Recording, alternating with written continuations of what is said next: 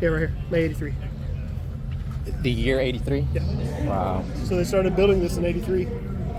So how many horsepower was this pushing? They say 320-ish. 320-ish. You know, and the factory V6 was 140. But they were pushing 320 out of this. And you said they only made how many? They made 8. 8. And they tested them. And how many are alive, surviving? That's it? Yeah. The other 7 got crushed or destroyed.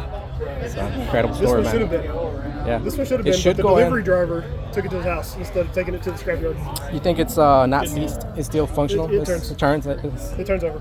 Wow. Yeah, but they said what happened was they built 8. When they would turn them, they were testing them like 6,000 RPM. Yeah. And they said the crank would break at the front because it was a cast iron crank. The crank would break, and they said that the last one they were testing, the crank and the front snout like flew out the building and landed like a block away, and it was breaking cranks. So they said if you do more than 8 pounds of boost, it breaks it.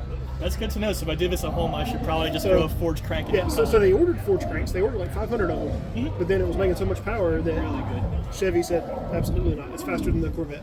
More power than the Vet. They said, you can't do it. So then those cranks got put in the 3.1 Camaros. So 3.1 Camaro, if I found one of those, would have a forged crank to do That this would build. fit. Yeah.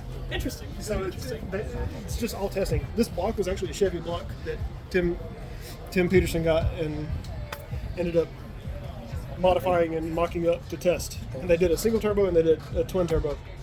But then, like I say, Chevy got a hold of it, said, Pontiac guys, you can't do that. That's too much power. You can't be faster than the Vet. It is a museum piece for sure. Yeah, and so it's one of those things where we're like, let's put it.